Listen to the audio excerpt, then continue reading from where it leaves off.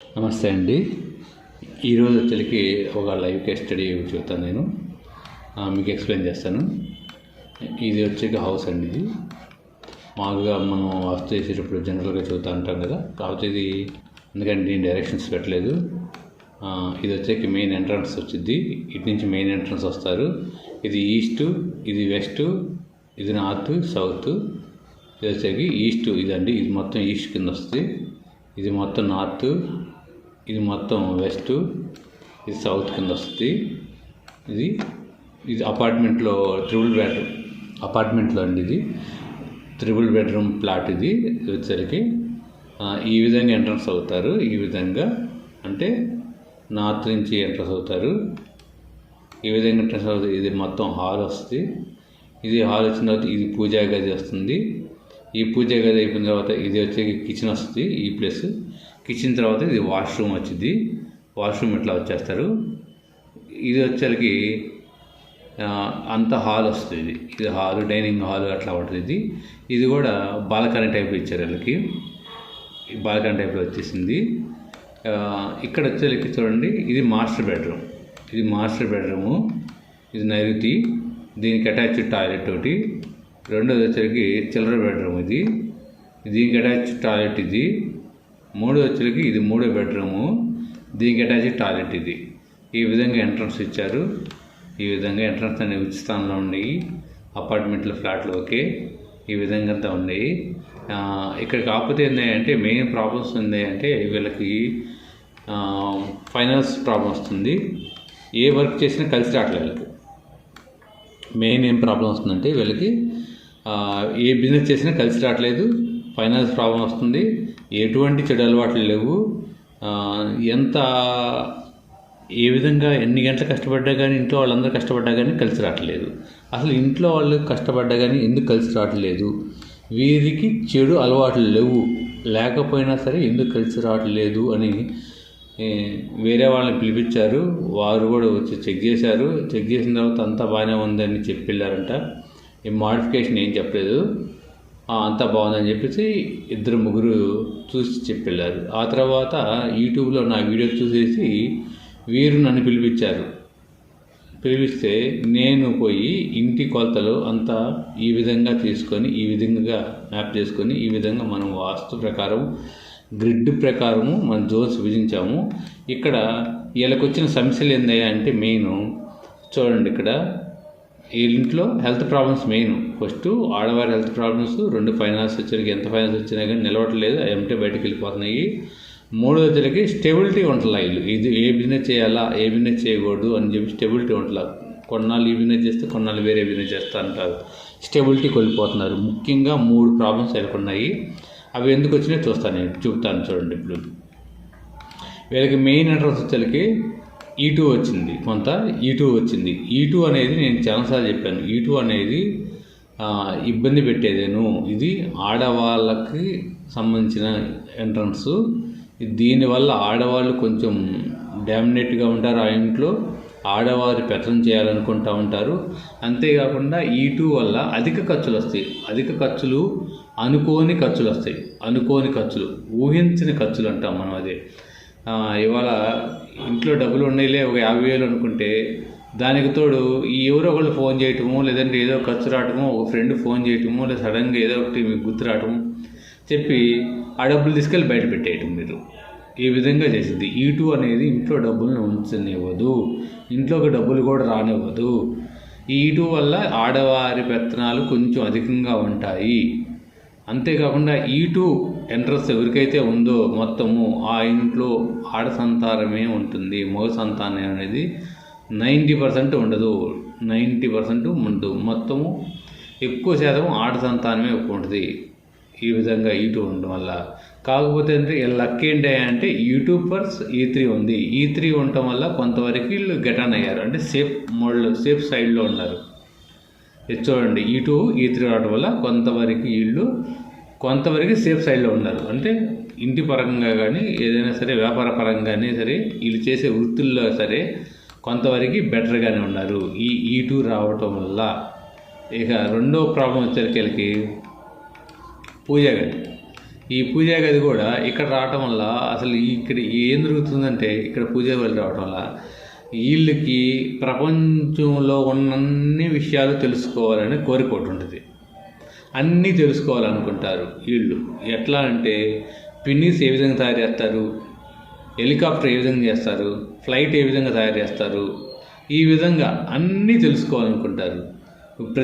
Suppose ఇప్పుడు మనం వాస్తు చెప్పడానికి వెళ్ళామనుకోండి, వీళ్ళు ఏమంటారంటే వాస్తు అంటే ఏంటి, అసలు ఏంది, ఎక్కడ నేర్చుకున్నారు, ఏంటని ఆ క్వశ్చన్స్ చేస్తారు. ఈ ఇంట్లో ప్రాబ్లమ్స్ గురించి ఆలోచించకుండా ప్రతిదీ అన్నీ తెలుసుకోవాలనే కోరిక ఎక్కువ ఉంటుంది.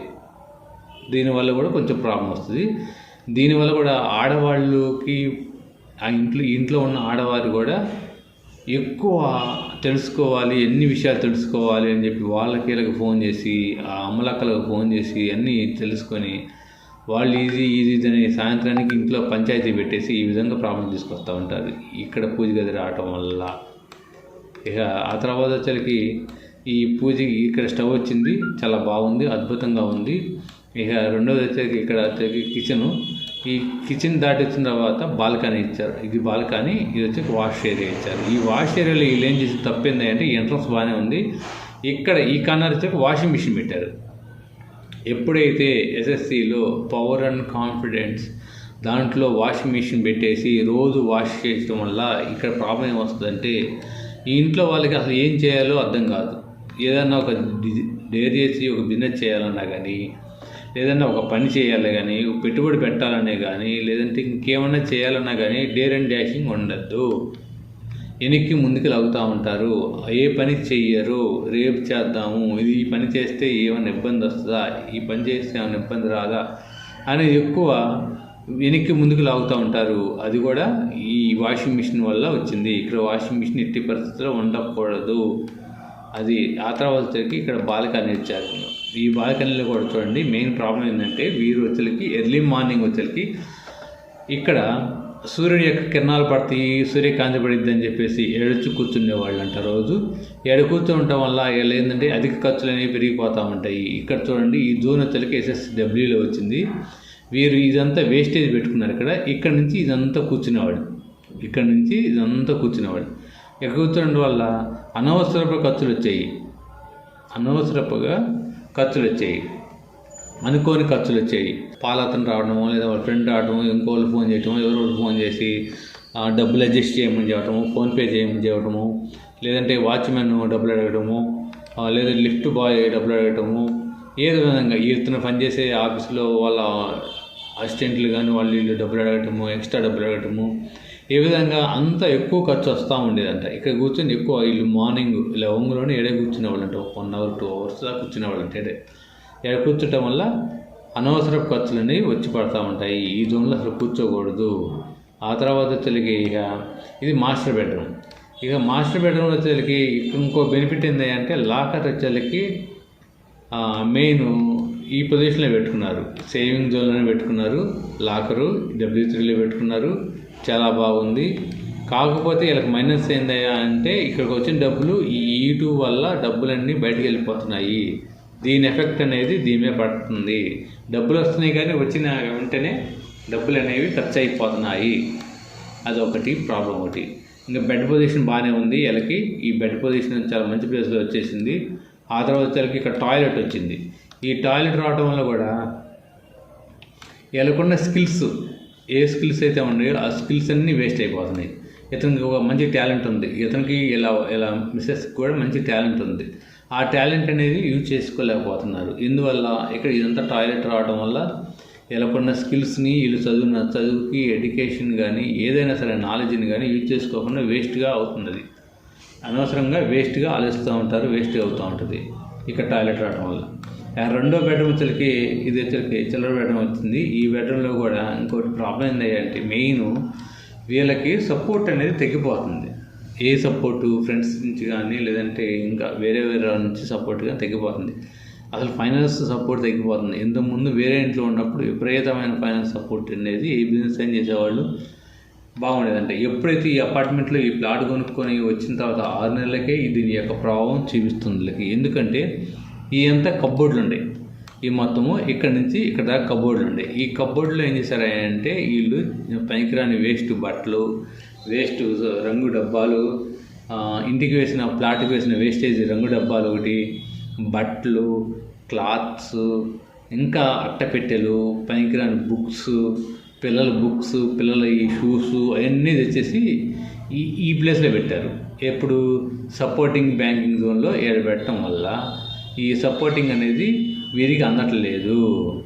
కాబట్టి వీళ్ళు బాగా ఫైనాన్స్లో బాగా వీక్ అవుతున్నారు. ఎంత చేసినా కానీ, ఎంత కష్టపడినా కానీ ఒక్క రూపాయి కూడా ముందుకు వెళ్ళట్లేదు. సపోర్ట్ ఆగిపోయింది. బ్యాంకుల నుంచి కానీ, బయట నుంచి కానీ, బయట ఫ్రెండ్స్ దగ్గర నుంచి కానీ ఏ విధంగా ఒక వ్యాపారం చేయాలంటే కావాల్సిన ఫైనాన్స్ సపోర్ట్ అనేది ఆగిపోయింది, ఫ్రెండ్షిప్ ఆగిపోయింది. కాబట్టి ఇది కూడా బాగా ఇబ్బంది పెట్టింది వీళ్ళని. దీనికి తోడు ఇక్కడ ఒక బాత్రూమ్ వచ్చింది. ఈ బాత్రూము ఇంకో ఇది వచ్చాక 3వ బెడ్రూము. ఈ బెడ్రూమ్కి వచ్చాక ఈ బాత్రూంలో ఇది నార్త్ సైడ్ రావటం వల్ల వీళ్ళకి రావాల్సిన అవకాశాలన్నీ కూడా చాలా వరకు తగ్గిపోతున్నాయి. అది వ్యాపారంలో కానీ, బయట కానీ, ఎక్కడైనా సరే వీరికి రావాల్సిన అవకాశాలన్నీ డ్రాప్ అయిపోతున్నాయి. ఇంతకుముందు పాత ఇంట్లో ఉన్నప్పుడు చాలా అవకాశాలు వచ్చాయి, చాలా బాగా ఉండేది, చాలా డెవలప్మెంట్ కూడా ఉండేదంట. ఎప్పుడైతే ఈ ఇంట్లోకి వచ్చారో, ఎప్పుడైతే ఈ నార్త్లో వచ్చరికి ఈ టాయిలెట్ కమ్మోళ్ళు వచ్చినాయో, వీళ్ళకి వచ్చే అవకాశాలు కూడా 1 by 1 తగ్గిపోయిందని చెప్పేసి అంటున్నారు. ఈ బాత్రూమ్ వల్ల కూడా చాలా ప్రాబ్లం వచ్చింది. మెయిన్ ఈ ఇంట్లో వచ్చరికి ప్రాబ్లమ్స్ వచ్చరికి ఎదురు చూస్తే ఈ ఎంట్రన్స్ ఒక ప్రాబ్లం వచ్చింది, 2 పూజా గది ఒకటి ప్రాబ్లం వచ్చింది, 3 వచ్చరికి ఇక్కడ వాషింగ్ మిషన్ ఒకటి పెడతాం, 4 వచ్చి ఎక్కువ వేస్టేజ్ జోన్లు ఎక్కువ కూర్చోవటము, 5 వచ్చరికి ఇక్కడ టాయిలెట్ పెడతాము, 6 వచ్చరికి ఇక్కడ బ్యాంకింగ్ సపోర్ట్ జోన్లో వచ్చి వేస్టేజ్ సామాను, డబ్బాలు, రంగు డబ్బాలు, బట్టలు అవన్నీ పెట్టడం. ఆ తర్వాత వచ్చరికి నార్త్లో టాయిలెట్ రావటం. ఈ విధంగా వీరికి 5 నుంచి 6 లోపాలు, దోషాలు ఇంట్లో ఉన్నాయి. ఈ 5-6 దోషాల వల్ల వీరనేది ఎదుగుదల అనేది లేదు. ఎక్కడ వేసినది అక్కడే ఉన్నారు. డెవలప్మెంట్ లేదు. నిరంతరం కష్టపడినా, ఎంత కష్టపడినా కానీ వీరి డెవలప్మెంట్ అనేది లేకపోవడం వల్ల చాలా ఇబ్బంది పడుతున్నారు. నేను చెప్పేది ఏంటంటే ఏదైనా సరే మనం వాస్తు చూసేటప్పుడు ఈ విధంగా ప్లాన్ వేసుకొని,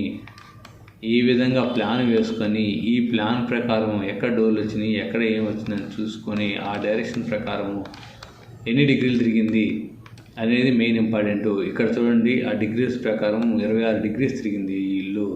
నార్త్ అనేది రావాల్సిందే. నార్త్ యాక్చువల్గా ఈ విధంగా నార్త్ అనేది ఇది బ్రహ్మస్థానం ఇది నుంచి తీసుకుంది. నార్త్ 0 డిగ్రీ ఎడంలాసింది. ఇది వచ్చరికి 26 డిగ్రీలు తిరిగింది. ఇది నార్త్ అనేది రావాల్సింది తిరిగింది. అంటే డైరెక్షన్లో అన్నీ మారటం వల్ల ప్రాబ్లమ్స్ వచ్చినవి. చాలామంది ఏంటంటే ఈ విధంగా వాస్తు చూడకుండా జనరల్గా చూడటం వల్ల కూడా కొన్ని పొరపాట్లు అనేవి జరుగుతున్నాయి. మేమైతే కంపల్సరీగా ఈ విధంగా గ్రిడ్ వేసి దానికి ఈ విధంగా చక్ర అప్లై చేసి ఈ విధంగా డిగ్రీస్ ప్రకారం తీసుకొని ఈ విధంగా ఎంత వచ్చింది ఏంటి అనేది క్లియర్గా పిన్ టు పిన్ పాయింట్ మొత్తం ఎక్స్ప్లెయిన్ చేసి ఎక్కడ ఏ వస్తువు పెడుతున్నారు, ఆ వస్తువు ఉండొచ్చా ఉండకూడదా, తీసేయాలా, ఏం మాడిఫై చేయాలి, ఆ వస్తువు ఎక్కడ పెట్టుకోవాలి అనేది A to Z ఎక్స్ప్లెయిన్ చేస్తూ ఉంటాము. కాబట్టి ఎవరికైనా సరే మీరు వాస్తు చూపించుకోవాలనుకుంటే మా వాట్సాప్ నెంబర్కి కాంటాక్ట్ అవ్వండి. థ్యాంక్ యూ అండి.